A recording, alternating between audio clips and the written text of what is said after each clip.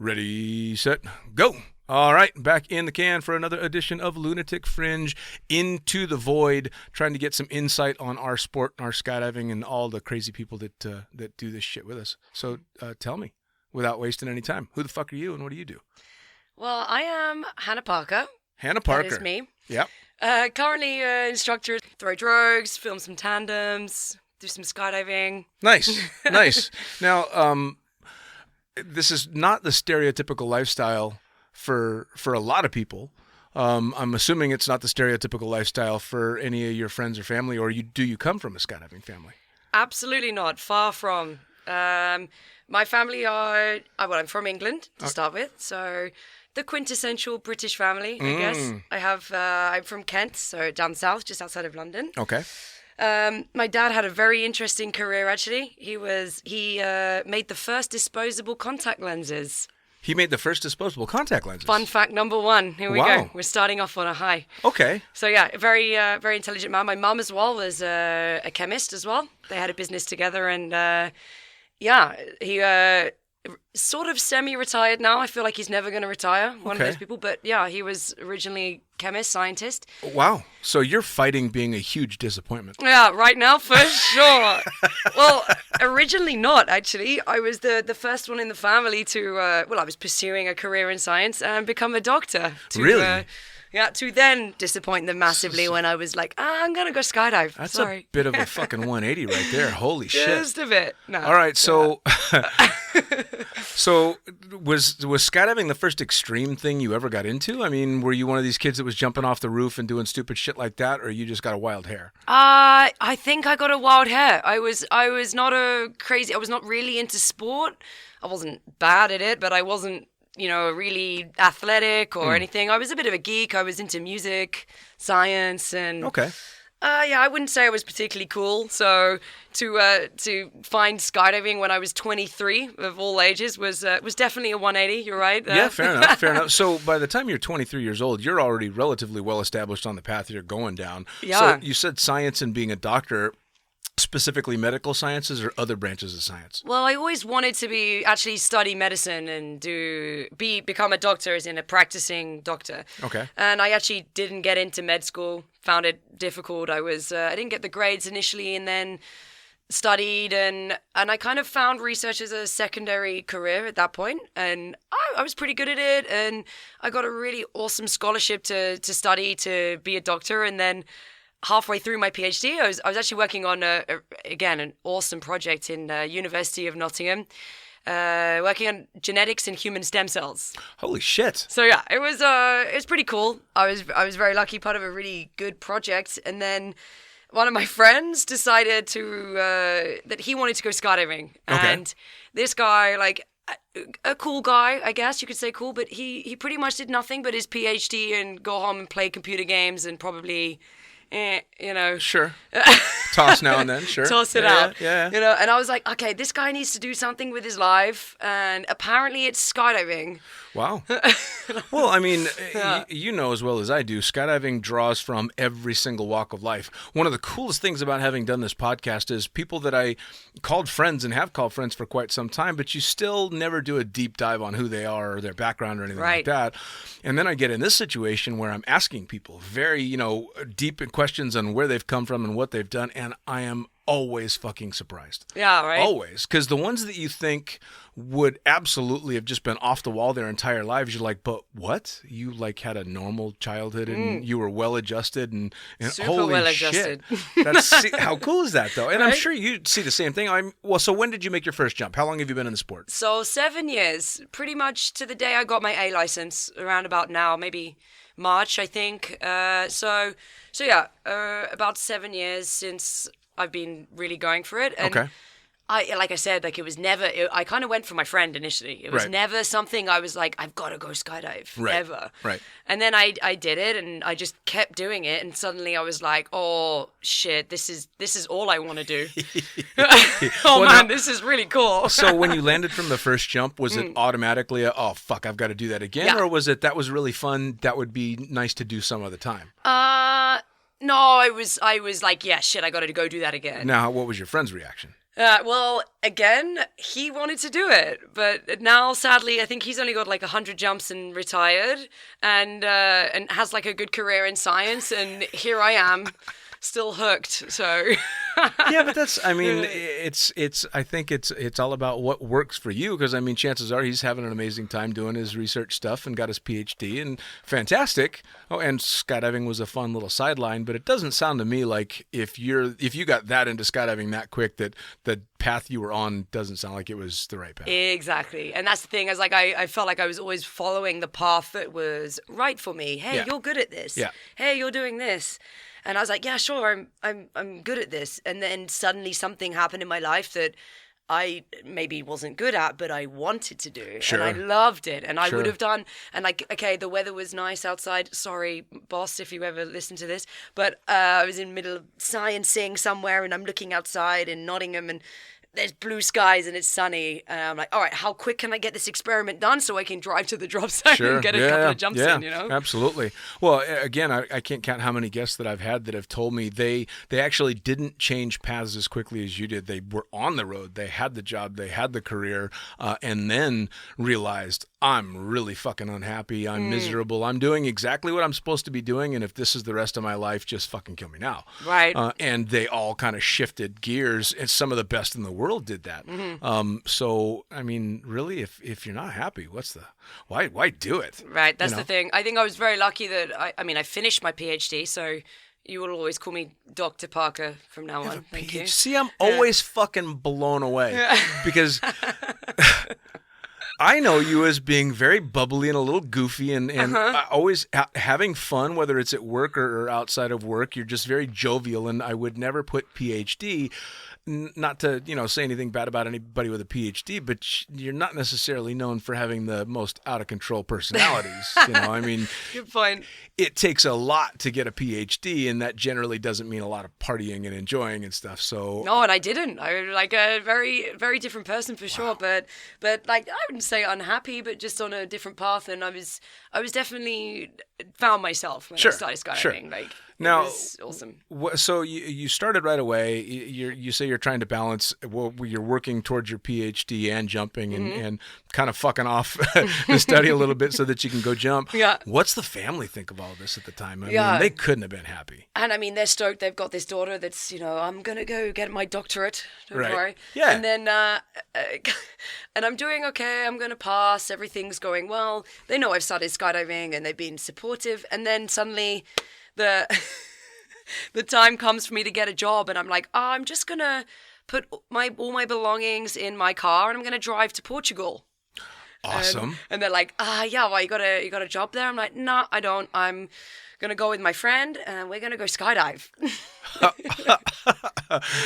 So you didn't try and paint it as an after-study sabbatical? You just like, I'm fucking off to Portugal. I was like, I just need some time. I did try and paint it, but after a while, I think they realized that it was more than that. When I don't want to do this anymore. This is what I want to do. I'm going to see what happens. That's so awesome.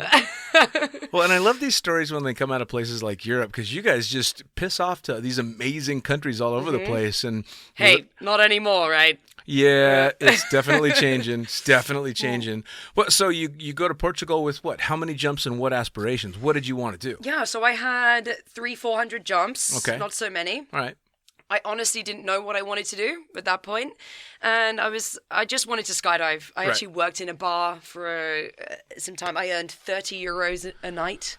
Ooh. Yeah, for a very, very long night of work. For the Americans that don't know euros, that's not a lot of money. It's not a lot. No, it's not.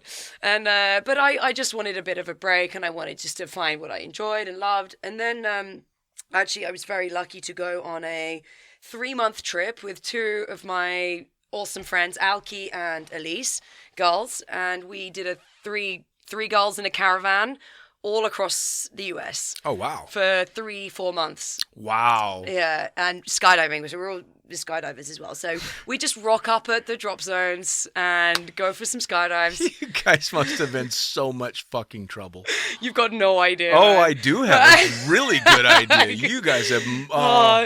I got a couple of stories, of course. You guys are the ones that all the fucking jump staff are thrilled to see, and the DZO is like, fuck me, that's going to be a problem. Well, we got mistaken for tandem students a bunch. I'm sure you can imagine. Oh, you had to play that up. Tell me you played that up. Oh, God. Got a good one. So we're at Spaceland Houston. I'm sorry to who this person is. I won't name them. Just name them. Come on. I don't know if I can. I'll tell the story first. All right. So, and this guy comes up to us and he's like, hey, so if you want to jump with me, just go to Manifest. My name is Francisco. Sorry, Francisco. And just request me. And we're like, all right, cool. Thinking, come on, like, all right. And so we go to Manifest and we kind of tell them. They find it funny. And of course, they're like, okay, so we're going to take him off his next tandem, put him on a fun jump with you. Awesome. Because you requested him. Awesome. So we go back and we're like, yeah. And suddenly he sees we've got gear and stuff, and he's like, oh, I didn't realize you were skydivers, sorry. And we're like, no, it's cool, bro, you're gonna come jump with us. And he was like, fair enough. That's brilliant. No, that's good though, because I think myself included, every fucking guy I know that's thrown drogues has pulled that. Oh, yeah, I mean, you kind of have to, though. Yeah. It's part of it. Oh, absolutely. Well, the funniest thing was the first time I saw a female tandem instructor pull that. Oh, I don't think I ever have. Maybe I'm doing it wrong. I don't know, but... You got to give it a try just to say you have. I think I should. No. Yeah. Oh, I'm telling you. So, well, what prompted ending up in the U.S.? Yeah, so it would just happen to be the three of us in kind of a similar place in life, like wanting to take a big break. And taking a rest from your PhDs. Exactly. And actually, my friend, like one of them, she's a very successful business consultant working for some of the biggest companies, and the other one is a very successful dentist. So three chicks with good careers that just want to go skydive. Oh, That's man. What it was, and it was honestly, it was the trip of a lifetime. That dream trip. I did it, sure. And I'm stoked. But by the end of it, I was suddenly very aware that I didn't have a job to go back to, unlike my dentist and business consultant friends. Yeah.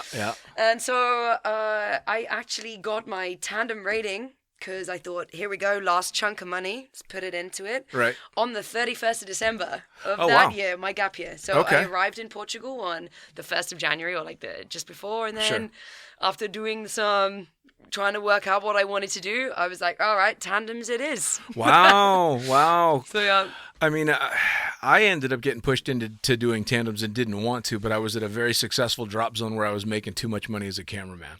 Okay. So it was... That sounds terrible, Dave. Yeah. Well, it was very much the drop zone was like, you know something, fuck you. You're having way too much fun and making way too much money. You need to strap some fat, sweaty guys to you. Yeah, I get it. So that's how I ended up getting mine.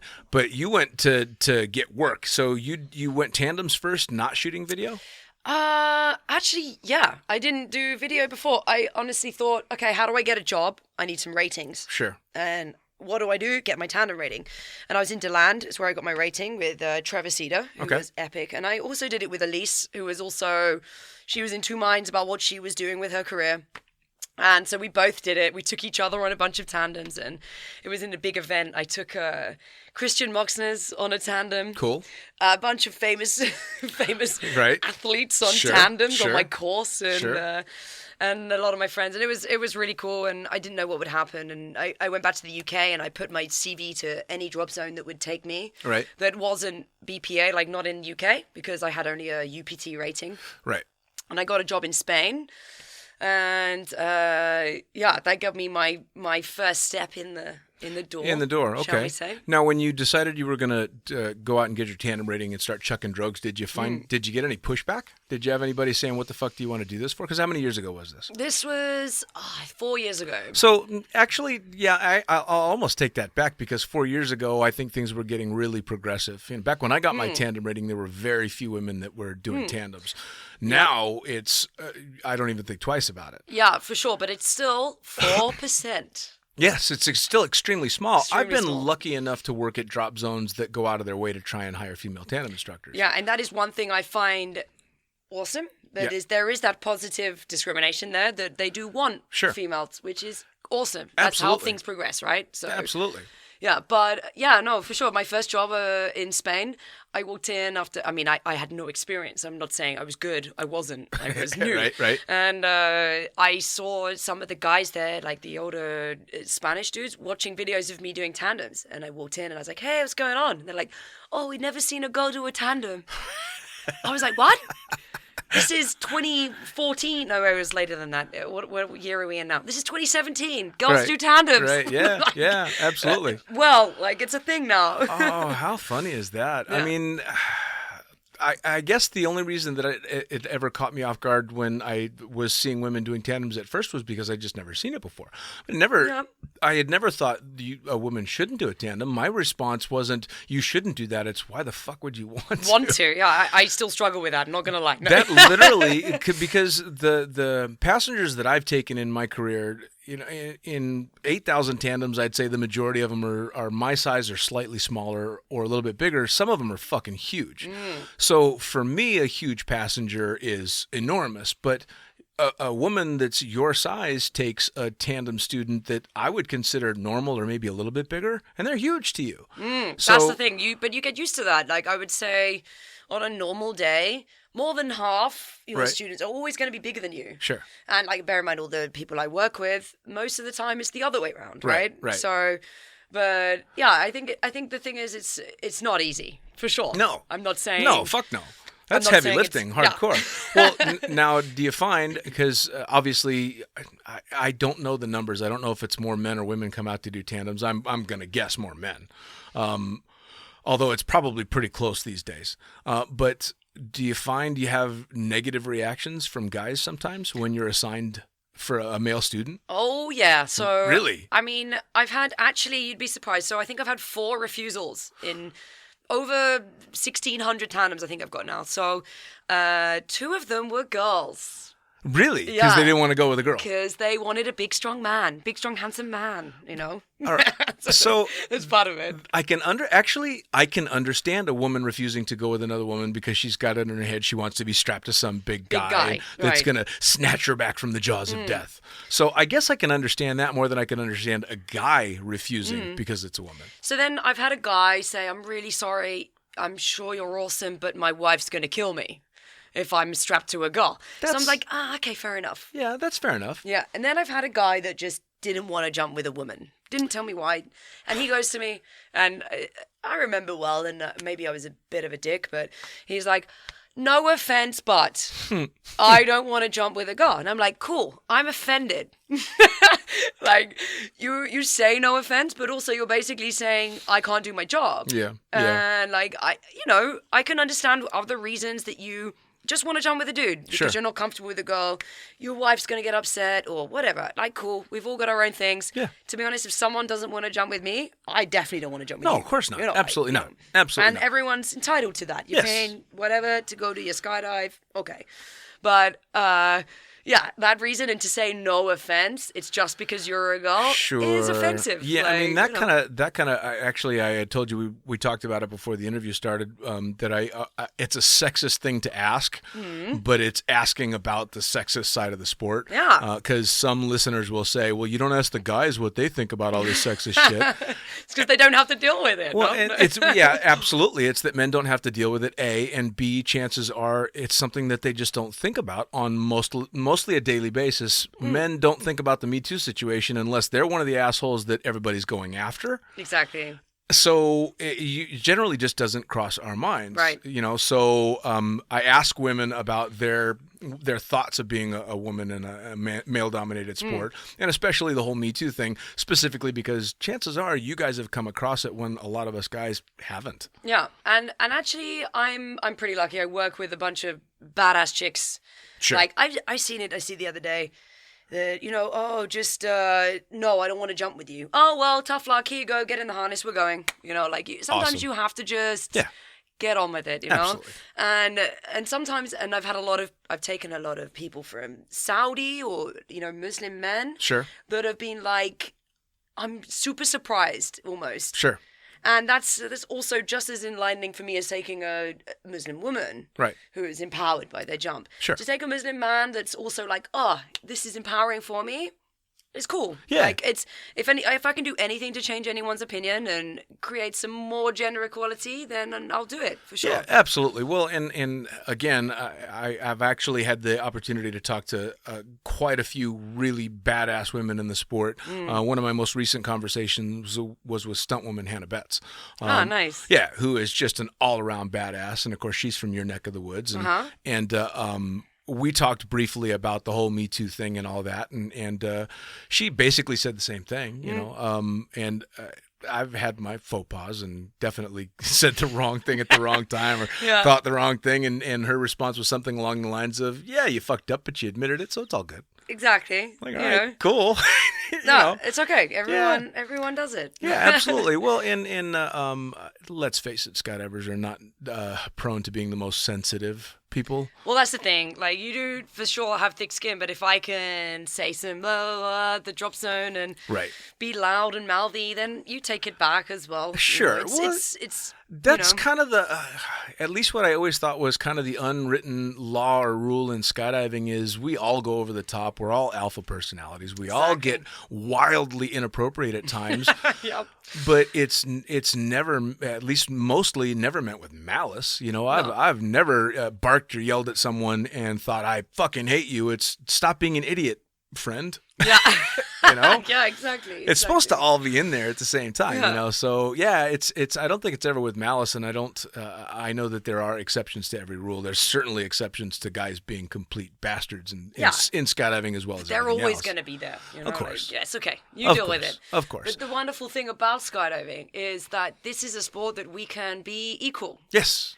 I mean, I'm not saying, maybe tandems just like put that aside, but as a sport in general, the girls can free fly like the boys. Sometimes dramatically better. Exactly. Yeah. And the same even with swooping, everything. Like there is no reason why we should be separated. No, absolutely we are the not. same, man, and we can. I mean, yeah, like you said, I've seen girls kick boys' ass. I've seen boys kick girls' ass. It doesn't matter, you know. Last time I checked, how much you can bench press doesn't play anything into skydiving. Exactly. It doesn't matter, and to be honest, and I've said it before, guys, when I was doing a lot of AFF, always made the worst students because they thought they could muscle the air.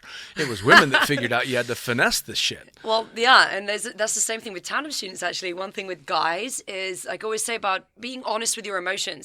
We've recently started taking younger people on tandems. So one thing that's really enlightening is that they're very honest with their emotions. Sure. I'm scared, but I'm excited. Yes. Guys, no, mate, I got this. I'm well cool. Yeah. I'm not scared at all. And then the door opens and you've got to fight this terrified monster suddenly. Oh, yeah. Girls will be... Like, this is a generalization and a stereotype for sure, but girls will be, oh, I'm so scared. And then when the time comes, maybe not so bad. Well, you know, the thing that I've always noticed with women that are like that I'm so scared, they're saying that while they're walking to the door.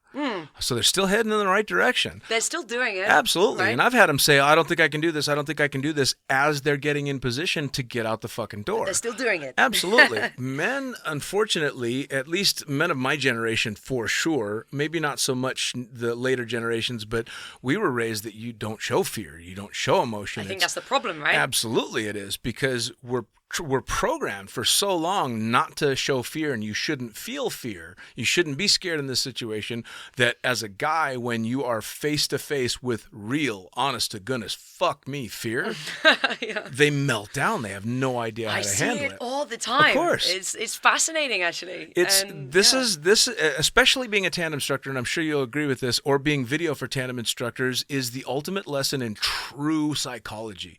You learn to read people, and I'm sure you're getting there too. I can tell you what type of person this is going to be almost from the time the harness starts going on. Exactly. You really learn to read those cues, and especially the big, tough, badass guys are the easiest ones to read. Like, oh, this guy's going to fold like fucking origami. Right? Yeah, the best ones are, I've done 2 skydives before and I'm super chill. I know what to do. Don't give me instructions. I'm going to just, put my knees on my forehead when I exit. Yeah, I'm just going to melt down. I'm just going to have a moment. Well, and I guess I get to look back at my own start of my career, because for me, I did the AFP progression. So you did a few tandems that were working tandems, where you're actually doing the turns, pulling the ripcords, and then you go to the AFF. But my second jump was dramatically scarier than my first. My first one was scary. I shit my pants on jump number 2.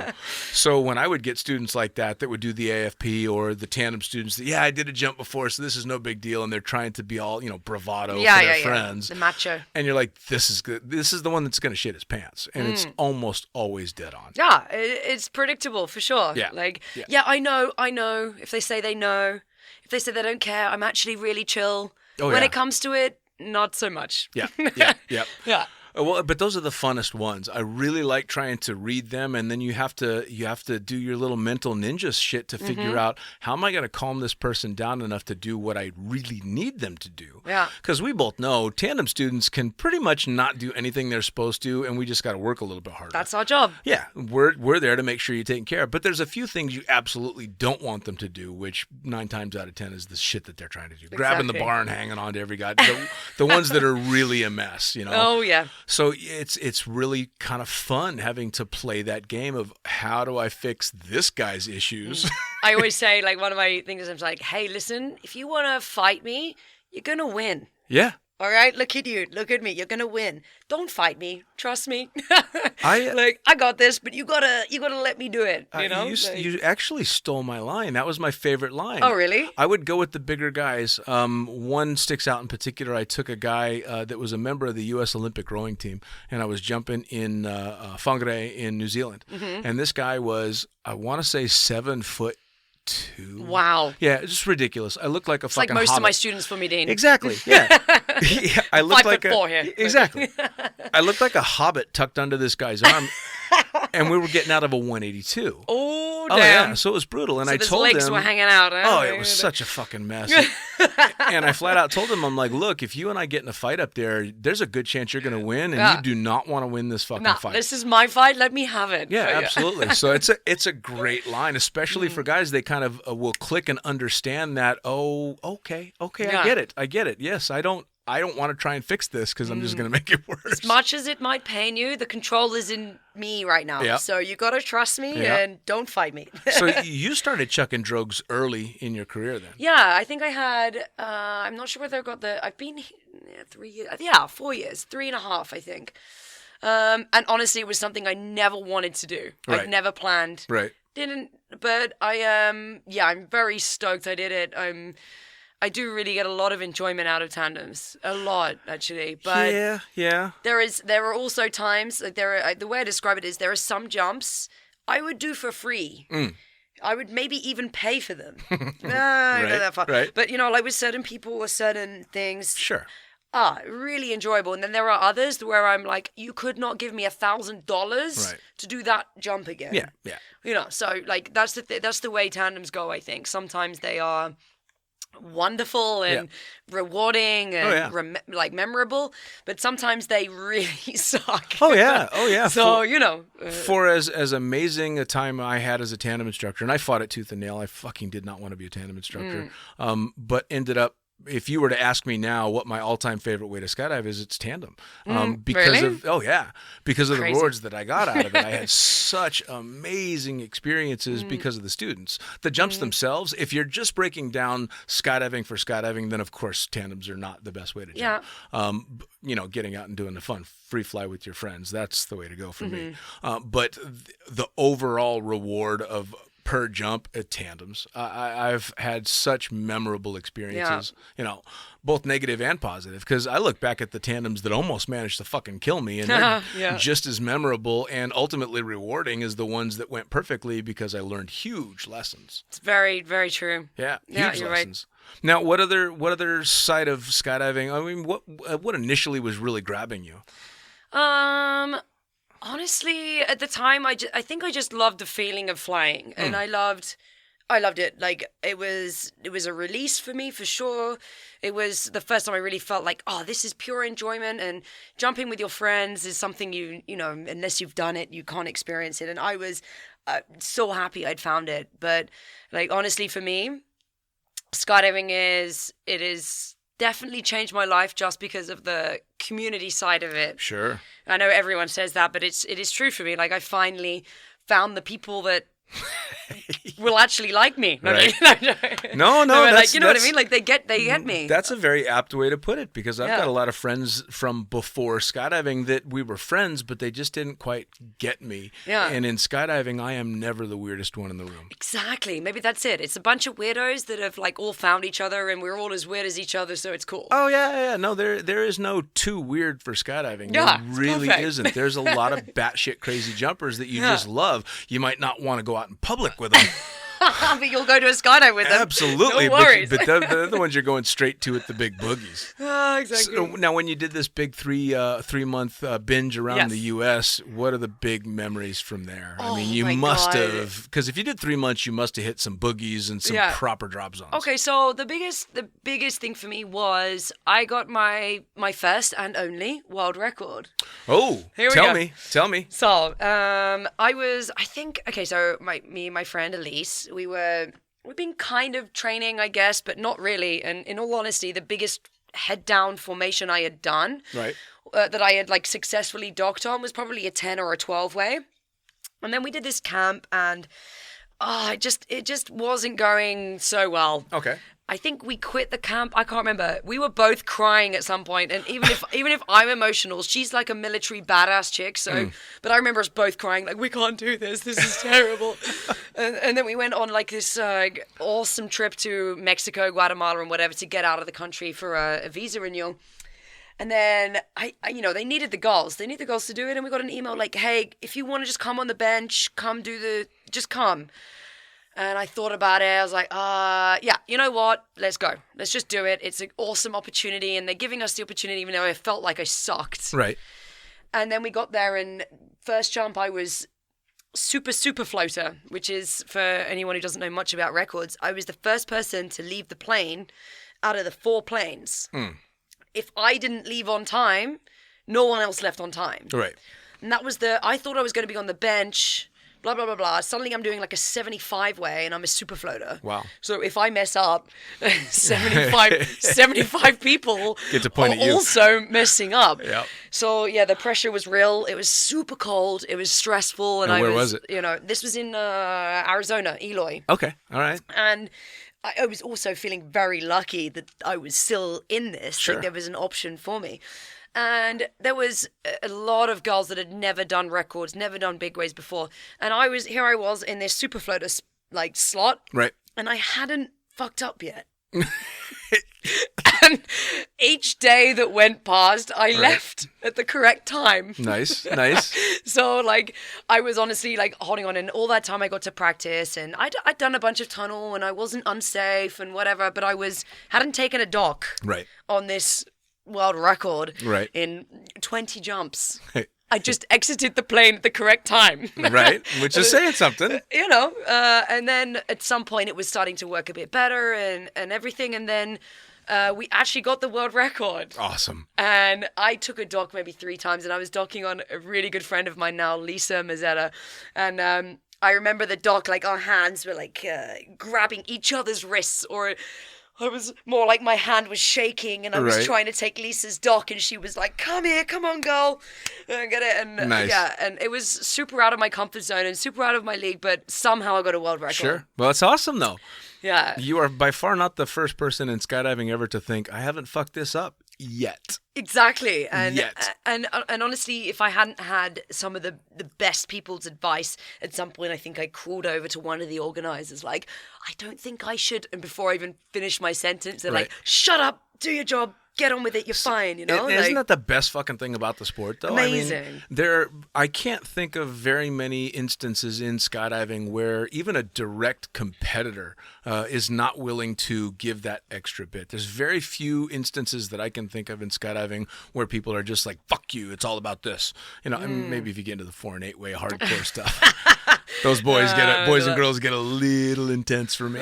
Me too. That's kind of one of the things with the free fly community, because that's the community I came up with, and especially swoopers, is you see this amazing camaraderie and people that are fighting for titles back and forth, but they have nothing but respect for each other, and there's no shit talking and none of that stuff, and exactly. It's which I've found very refreshing in this sport and very rare in sports in general. And it's a sport that evolves so quickly. Oh yeah. Like, it's crazy if I look at what was winning, like, I've only been in here for 7 years, Sure. right? But if I look at what was winning world champions 7 years ago as to now, Oh yeah. it's a different game. Oh yeah. And if I look at what is progressive in the sport now and then, it's insane. I don't know any sport that really progresses quite that quickly. No, not at all. I mean, I had Omar Al Higalan sitting in here for a great interview, and we're talking about the king of freestyle, no? Yeah, I mean, absolutely, and a true hero to a lot of people. He's only a couple years older than me, so it's a very strange thing to be sitting in a toilet with your hero. Also, in a toilet with you, Dean, you're wearing very short shorts. I am, yes, I am. Just Well, like it's a to point bathroom. that Come out. on. In a toilet with Omar, and I've had a few rock stars in this toilet, talking about all the stuff that he and a very small crew were, just trailblazing back in the day, and now to look back at what was the most mind-blowing stuff he was doing is now almost considered blasé. I mean, Right. it's very basic stuff, and these guys were doing it, 45 seconds at a time, Yeah, wow. long before tunnels and all that.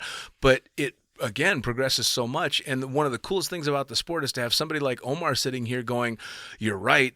How fucking cool is that?" Right. Because in a lot of other sports, as soon as someone becomes the OG, it's almost an insult. Oh yeah, you were awesome back then, but that's not the case, because you were So much awesome respect, back huh? then, and you're still learning. How fucking cool! That's the thing, though. We are all still learning. I Right? don't think there is any skydiver in existence that can say, I know everything. No, God, no. Well, if they are, they're not going to be jumping. We don't like them. No, I'm no, joking. I get not it. at all. Yeah, but anyway, going back to records. Yes, please.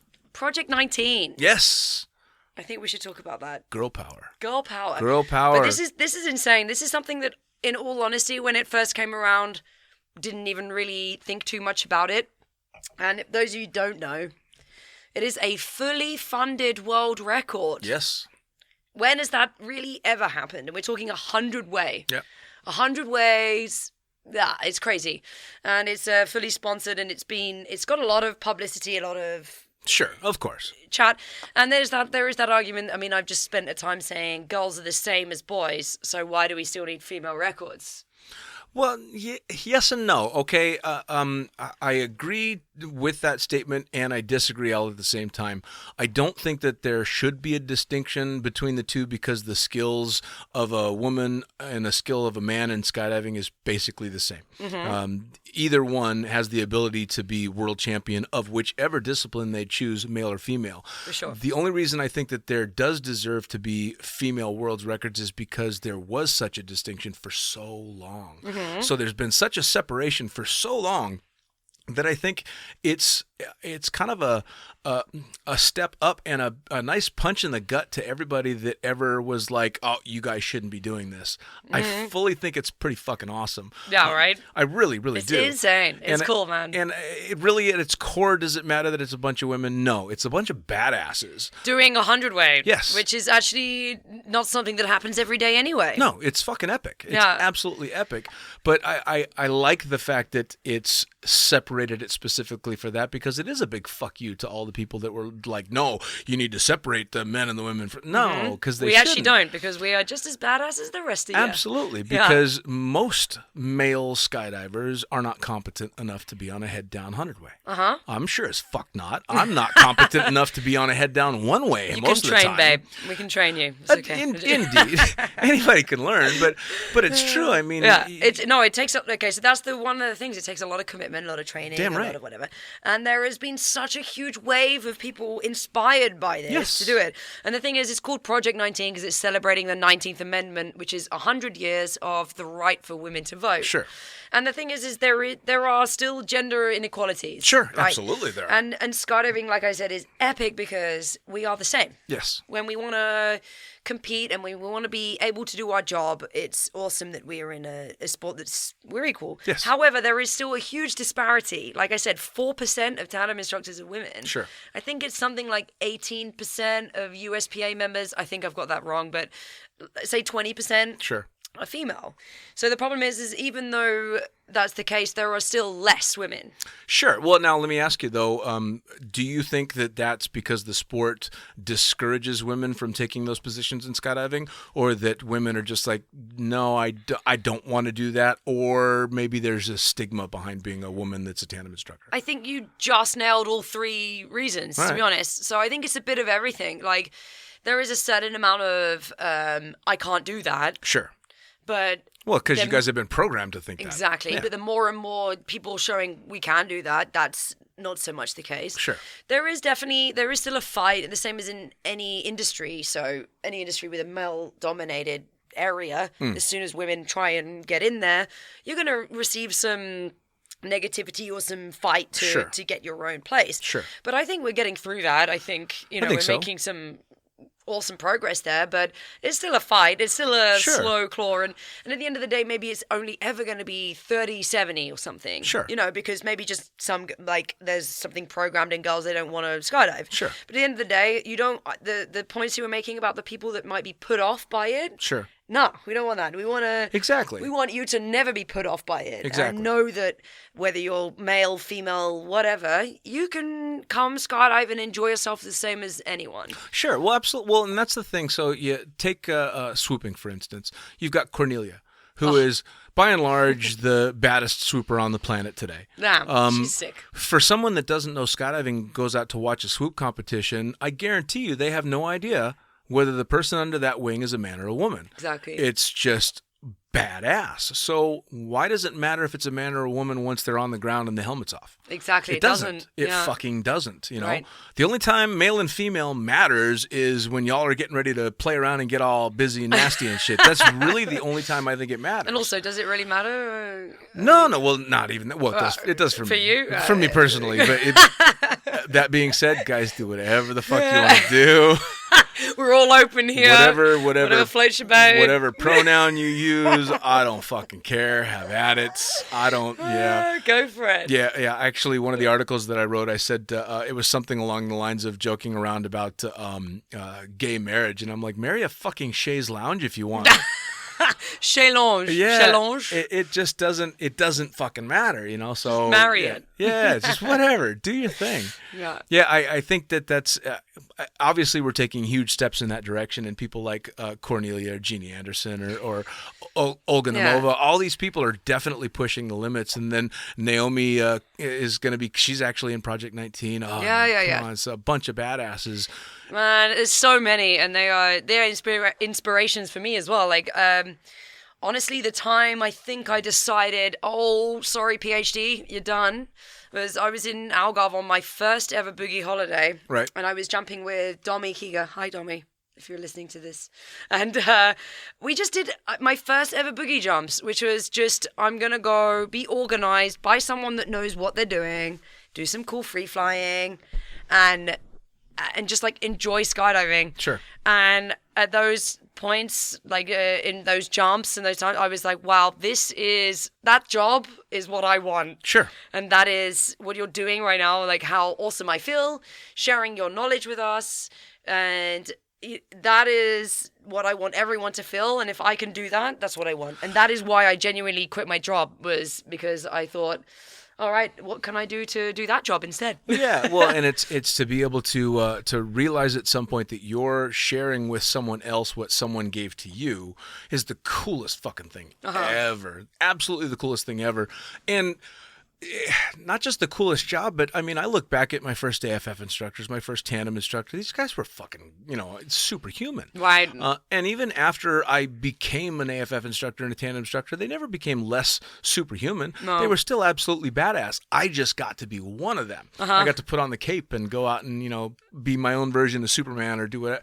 And it's really cool because let's face it, the average guy and girl that don't skydive come out and think we're just next level. Well, that's funny. Like, we were talking about my history, right? So I was a geeky scientist musician, and I get people say to me, "You're so cool." Right, and then right? I'm like, I'm a massive geek. Like, Well, I'm now- a total loser. So now like, when you talk to people that you grew up with or you were doing your PhD with and all this, what do they think? the other day, my friends, Jenny and Chantal, they were two awesome friends of mine when I was doing my first degree in Brighton.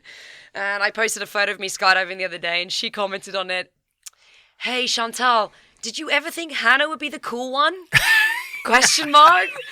And I was like, yeah, she's kind of right. I was the big dork, the massive loser that was doing science, Well, and the funny thing is, though, a lot of people would take a statement like that and it would hurt their feelings or make it insulting, but it's so fun when you're the... I'm the same thing. How many times do you hear from old people that are that old friends that you haven't seen in a while or that live the normal life that say they're living vicariously through you and your antics? Yeah, for sure. I All get the that. fucking time, yeah, right? Like, I love seeing your photos. I love seeing your videos and things like that. And I'm like, you know what? Like, and obviously, like, I'm looking at all the people I grew up with and went to university with, and they're all doing their normal life things, and I'm like, oh, here I am, just busting some free flying and well, that's the thing, and yeah. there's nothing wrong with that normal life and doing that if that's what you love. For sure. And again, I'd never put words in. Well, actually, I do it all the time, but I'm trying not to put words in other people's mouths. But I can't imagine that the 9 to 5 accountant with the white picket fence and the dog has nearly a completely rounded and fulfilled life as someone like you or me. I don't know, for sure. Like, and I don't want to think that way because it's really insulting. I'm not trying to downplay somebody that lives that life because maybe they do think it's just fun. Maybe, crunching those numbers is amazing. That's what does it. Well, the thing is I always thought that, I met people when I started jumping that were like, oh, I really wish I didn't do this. I didn't stick with my career and quit skydiving. I really, really wish I had just committed to skydiving when I was 20 and gone and done it. And I decided that I didn't want to be that person. Right. I didn't want to be that guy that regretted quitting their job. I was like, you know what? I can go back to this. I can go do whatever career I want in my future. But right now, if this is what I'm passionate about and this is what I love, I'm going to do it now. Well, and I think most skydivers fall into the same category as I think I do, which is I would much rather regret the shit that I did than regret the shit I didn't do. Yes, there we go. You got it. Hit the nail on the head. That's it. I would much rather go, oh, fuck, I wish I hadn't done that. Because chances are when I'm in the old folks' home, that's going to be the first thing I'm going, that was cool. That was sick, man. I'm so glad I did that. Absolutely, and made all the mistakes and did all the stupid shit that everyone else could see. You clearly shouldn't do this, and you do it anyway, and it turns out to be absolutely epic. Exactly, and it always turns out to be epic, though. That's what the thing I've learned is that those times that you've gone, this is dumb, what am I doing? Oh, yeah. 3 days later, you're like, that was the sickest thing I've ever done. Yeah. Oh, absolutely. I'm never going to do it again. Yeah. Holy but I'm shit. really glad I did it then. Absolutely. No, and those are the things that I don't know what it would be like to regret things I didn't do. That would be such a huge unknown, just this little black hole that you'd never be able to get rid of. Whereas at least if you regret something you did, you know exactly why you regret that shit. Yeah, you chose it. Yeah, you know exactly what you shouldn't have done and how you shouldn't have done it. Oh, yep, that's where I fucked up. Yeah. So I just can't imagine, passing up on all those things that you wanted to do and wouldn't allow yourself to do because maybe. Oof. Yeah, exactly. And I think that's a huge thing. And it's like I said, a lot of people say to me, so when are you going to go back to your career? When are you going to go do your real life? And I'm like, no, guys, this is it. Like, and I don't regret it at all. Like, it's crazy how much I don't regret it. I think the cool thing too is though for skydivers, I mean, there's always a kind of a what's next in the back of your mind, but it necessarily could be 20 years down the road, 30 years down the road. What's next might be when I've finally decided to wrap this shit up, 40 fucking years from now. So, but this sport is endless. Like, I could spend 20 years trying to be a really good free flyer and then never done a wingsuit jump in my life. Yes, is exactly. That you, Dean? Okay. Yes. Well, that's the thing. I mean, I've got just shy of 12,000 jumps. I've never put on a wingsuit. Oh, really? So, somebody else was asking me about that, and I'm like, no, I absolutely will do it someday, but it's still something to look forward to. But that's the thing. This sport is endless. Absolutely. Like I said, it's epic for Absolutely. that reason. Well, and now I'm sure you've seen the shit that Jetman's been up to. Oh, insane. Okay, he's fucking Buzz Lightyear. Yeah, like, so, for real. Talk about life goals. That's it. You've got it right there. I want to be that guy. Absolutely. I want to walk out my front door and just put my take jetpack off. on and just... Right? So there's always something to look forward to in the sport. Or if you're like me, there's always things that if I want, there's always room for improvement in every single aspect. And I've just started trying to swoop. Right. I'm saying trying to because I just did a low turn. Oh.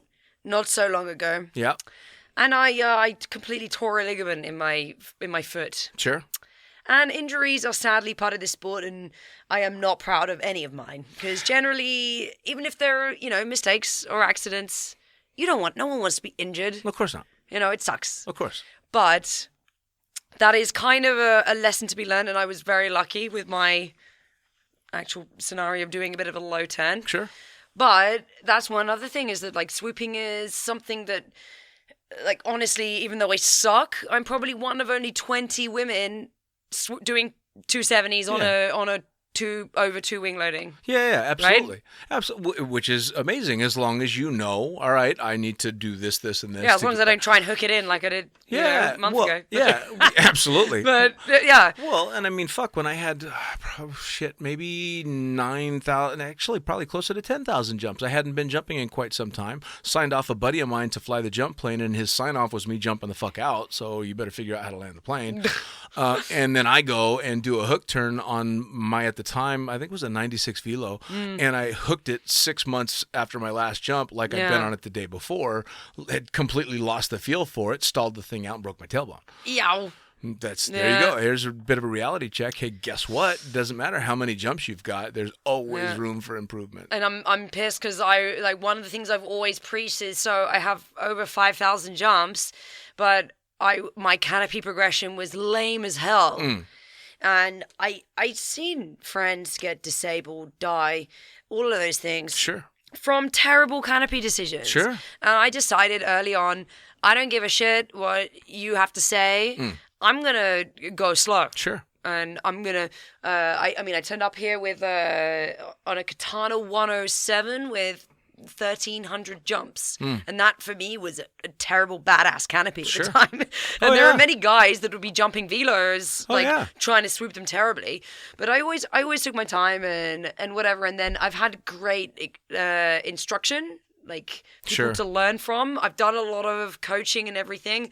But it was one of those, like, eye-opening things that it doesn't matter how much coaching you do, you're gonna fuck up at some point. Of course. You're gonna make a mistake. And the thing is that the reason why it sucks and it's scary and it's dangerous is because it is dangerous. Sure. Yeah, absolutely. You got to get the right coaching and take your time. As soon as you start downsizing and getting on higher performance canopies, it's like riding motorcycles. It's not if you get hurt, it's when and how bad. Exactly. You're gonna, at the very least, you're gonna twist an ankle because you hit a hole running it out. Yeah, if you're lucky. Something's going to happen, or you're just gonna have an off day. It's happened to me. It's happened to everybody. Exactly. But taking that slow progression like you did is a damn good idea. In fact, every competition swooper I've had on this podcast, when I ask them what's your advice for people coming up in the sport, it's always take your fucking time. Dude, like, it's crazy. Like, and you realize every time you have an injury, this one was pretty shit, I'm not going to lie. Sure. But it wasn't disastrous. Right. So, okay, I had to take a few weeks off. Now I'm taking it slow. I've got a few steps back. But realistically, I can still jump. I can still do my shit. But, like, okay, cool. I just broke my back. Right. Because I landed like shit. And now I can't jump for a year. Oh, yeah. Like, and then what? I'm going to jump a fucking Spectre 150? Yeah. Like, you know, like it's really just not even slightly worth it. No, I agree. That time you want to take that risk? No, just don't. Just fucking don't. I was very lucky that and I say lucky because it's a bit weird, but I injured myself on a canopy extremely early in my sport. I think it was jump number 27, and I borrowed a rig from a very experienced jumper that handed me this rig when I was about to go rent gear in Paris Valley. Handed me a rig and said, just jump this, don't waste your money. And I said, well, what's in it? He said, don't worry, it's really docile. Oh, God. I have What was 27 it? jumps. I was flying a PD 210. Okay. He handed me what's called a Turbo Z165. Oh, damn. So just the size alone is Turbo crazy. Z. Turbo Z165. It was a hybrid, so it was half F111 and half ZP. Okay. And flew with brakes in faster than I had ever gone. Yeah, but bear in mind you had 20, how many jumps? 27 jumps. Ah. Yeah, but still. But what it instilled in me, I broke my leg. And then got back fuck. on the plane for another load on the same canopy. With the broken leg? With a broken leg, because I'm a fucking idiot. Yep. But the lesson that I learned in that was, all right, don't be in a rush. So I had, before I got onto what was truly considered a high-performance canopy, I had close to 2,000 jumps before I jumped a stiletto for the first time. Wow. Okay, Yeah. That's cool. But that's very rare. It's super rare.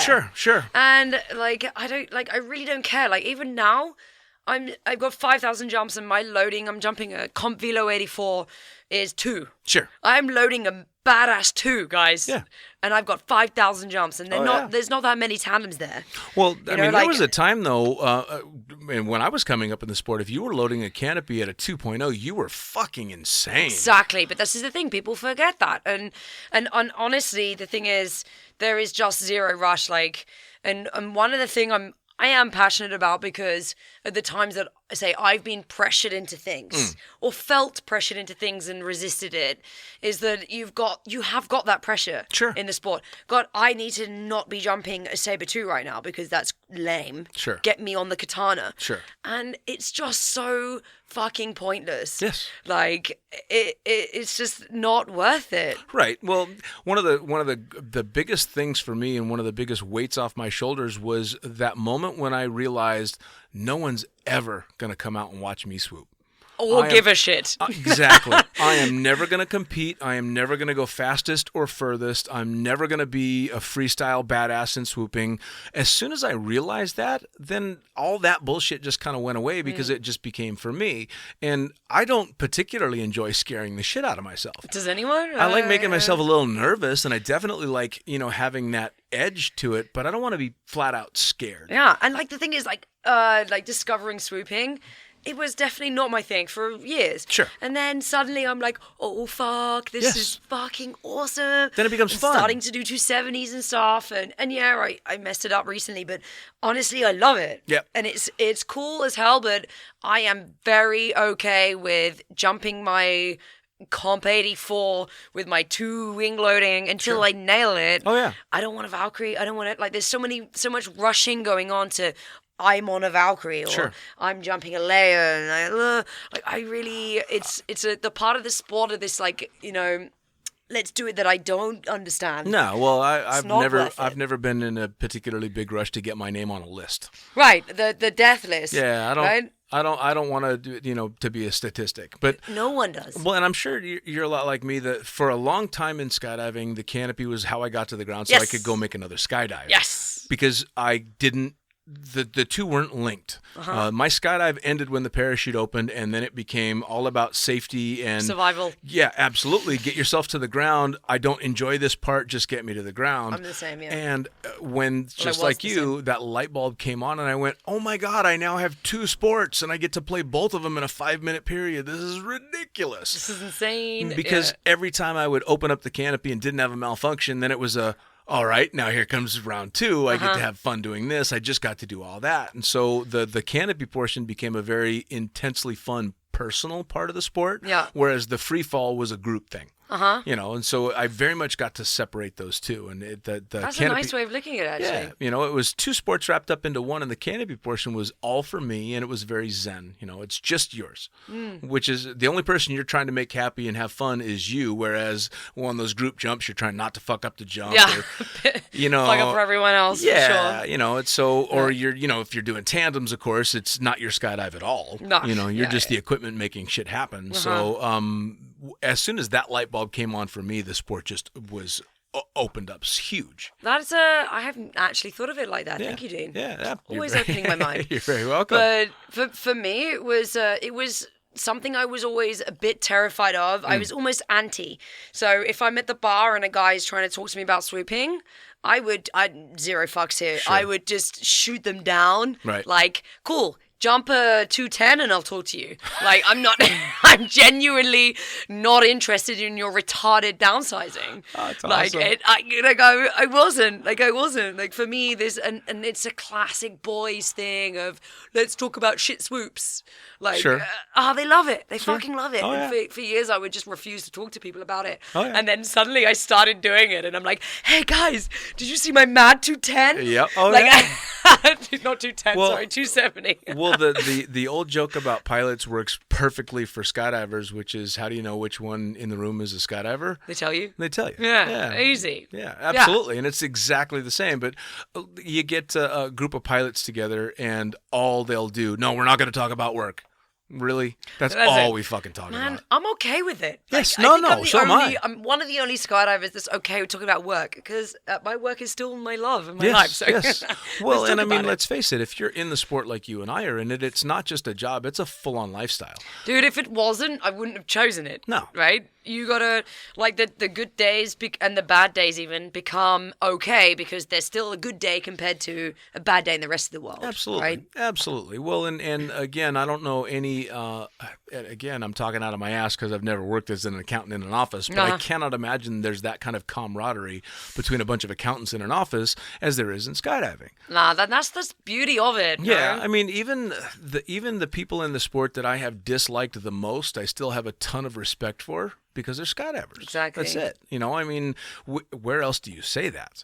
I mean, there's a lot of people, I fucking hate that guy, and that's it. There's no redeeming quality, but you can look at a skydiver and go, I really don't like this motherfucker at all. But mad respect for him. Mad respect, and you'll still be the first one to help defend that guy when shit goes wrong. Exactly. That's that community. It's something I don't think you could see anywhere outside of an extreme sport community. Yeah, and I think that is a huge part of what sold me of this is how I want to spend my life. Sure.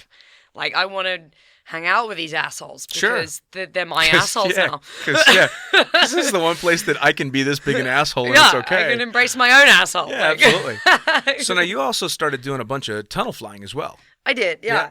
And actually, so I started doing a lot with my very good friend Adam Matacola, who was my big coach for a while. My best friend is Emma Matacola, who is now his wife, and I am goddaughter to their beautiful little daughter Florence. There you go. And and he taught me a bunch, like awesome, like my foundations of it. And I've been doing VFS with some of the boys, and nice. Yeah, and VFS was something like genuinely the tunnels are expensive here, so it was a way of sharing time. Sure.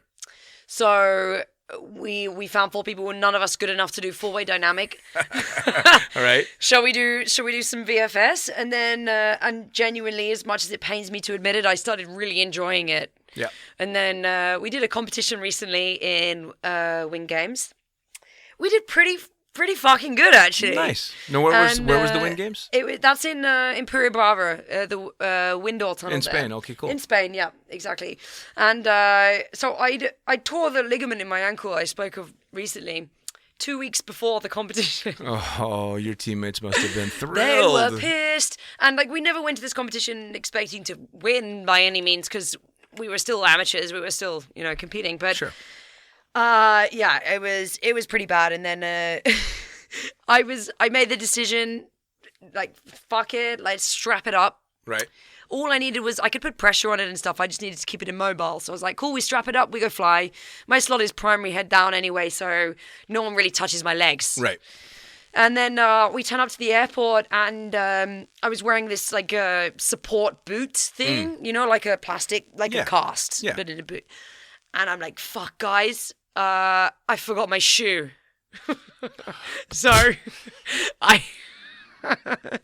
turned up at the airport wearing the boot and a shoe and trying to fly in the tunnel. Obviously, I needed the other shoe and a support, and I didn't bring a fucking shoe. That's awesome. Yeah, messed that up. So I went on holiday with one shoe. If that's possible. It is. I did it. Well played. But the guys, we did really well, actually. There were 6 teams, and we came 4th. We beat a couple of the Italian guys that were like sponsored professional teams. Nice. And we were like a little bit of the underdogs, so it was nice.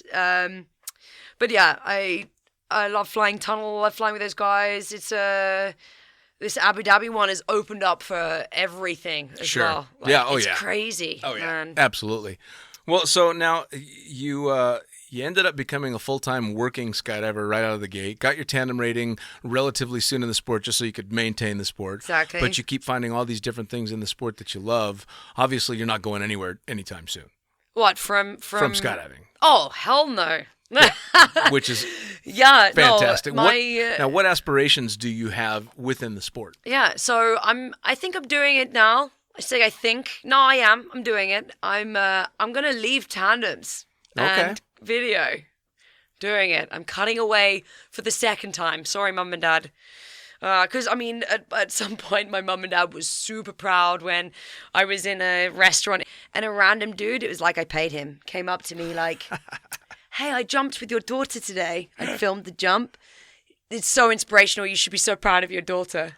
And my mum and dad were like, you know what? Actually, yeah, we fucking are. We are. Finally. Yeah, absolutely. And sorry, mum and dad, but I'm doing it again. I'm leaving the real job. And yeah, I want to go, like, honestly, like I said to you before about doing those jumps with Domi and wanting her job. That's what I want to do. Nice. I want to feel that passion with the people that love to fly and everything. Sure. And tandems are massively rewarding, and I love doing video and everything. But I'm going to go try, really chase the dream. Nice. Do the free flying, do everything that I dreamed of doing, I guess, and see what happens. Nice. Well, I mean, I'll be the first to admit that the working skydive thing can be, I hate to use the word trap, but it becomes very easy. It's a golden cage. Yeah, it really is. You know, I mean, I like to say that I had almost 11,000 jumps before I became a fun jumper. You know, because I worked so long in the sport. So it can be a bit of a hook. So it's awesome that you're going to just, you know, try and give it a shot. It's not like you can't ever come back to checking That's drones the thing, and shooting man. video. And it's not that I don't want to either. It's I'm seeing it as a gap year, for sure. But I just feel like I have what I really want to give to this sport is more than just tandems and video. And like 3 years of working in that, I'm gonna go just try something else. Why not? Why not? Yeah, exactly. Again, it's that one huge benefit to being a rated skydiver, tandem instructor, AFF camera, and all that. You're never out of work.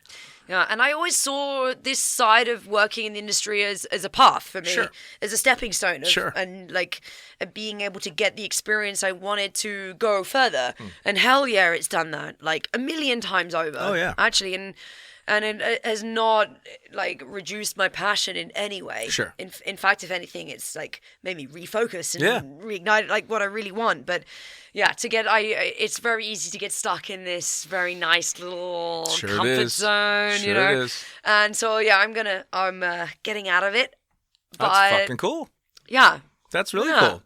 Now, as I wrap things up, I always ask my guests, or mostly I always ask, what advice you would give to people that are just getting into skydiving, that, you know, not really sure if they want to get into it or what path they should take in skydiving, and what advice do you give to people that have been in it for a long time and are starting to get burned out and thinking of walking away? Oh, you didn't give me any like pretense to this, so this is on the spot. Getting into skydiving, dude, it's so easy. Just follow your gut. Right. Like that's the easiest side of it for sure. Like for me, just follow what you're told, like your heart is telling you to do. Like so many people would tell me, you should do this, you should do that. And I was thinking, oh no, but I really want to do this. Go with that. Right. So don't let anyone tell you can't do something. Don't. Like, you can. Absolutely. Just believe in it and follow it. And it gets easier always. And it's worth it. That's the one thing with skydiving. It's always worth it. Sure. Like, that little extra fight or training or anything it takes, you will reap the benefits for sure. Yeah, absolutely. How about for the old fuckers that are getting burned out? Oh, the old fuckers, go try something new. Like, yeah, it sounds obvious, but like, cool, you've just done 20,000 belly jumps. Take those booties off, rip them off. Yeah. And go free flying. Yeah. Or, what we were saying earlier, this sport is endless. It's got 1,000 different opportunities for you. You can have all the experience in the world and still not know anything about something. Yeah, no, absolutely. Go downsize. Awesome. Okay. Well, no, well, be smart about it. Downsize. Go do a course. Go do a canopy course. Yeah, be smart. Go talk to Brian Germain or somebody and do a smart downsizing for sure. Find something else that ignites your passion for it, for sure. Well, and that seems to be the general advice that most people give. Try something different. Or if that's not working, take a step back, but don't play golf. Yeah, for a little while. Take your time off. I took almost 4 years off before I started jumping again. Cool. I said I'd jump again when the idea made me nervous, and then a good friend asked me to go jump, and I got butterflies, and I went, "Oh fuck, it's time! Oh shit, here we go! It's time to go make a jump. All right, cool." And then next thing you know, I was a fun jumper again. Yeah, so. Awesome. No, good advice. Follow your gut, Nice. for sure. Well, all the best in the next adventure for you. Thank you. I really appreciate you taking the time to come sit down with me. Honestly, it was a pleasure. Nice. Thank you so much. Till next time. Till next time. Bye. All right, that's another edition of Lunatic Fringe Into the Void in the can. I am, as always, the fucking pilot. It is brought to you in association with Blue Skies Magazine. Blue Skies Magazine, of course, is the greatest magazine in the known universe. Head to blueskiesmag.com where you can get your swag. You can, obviously, you can get the magazine. Also, photographers, get those pictures into Blue Skies. They're going to want to see the cool shit. And if you've got a story to tell, put pen to paper, send it in. They print my shit, so come on. For me, I am the fucking pilot. You can find me on thefuckingpilot.net where you've got both the books that I wrote for Blue Skies. One is the previously published articles called The Fucking Pilot Book, and the other one is The Accidental Stripper. Both of them available on Amazon in print and digital form. Thanks for coming out. We'll see you next time.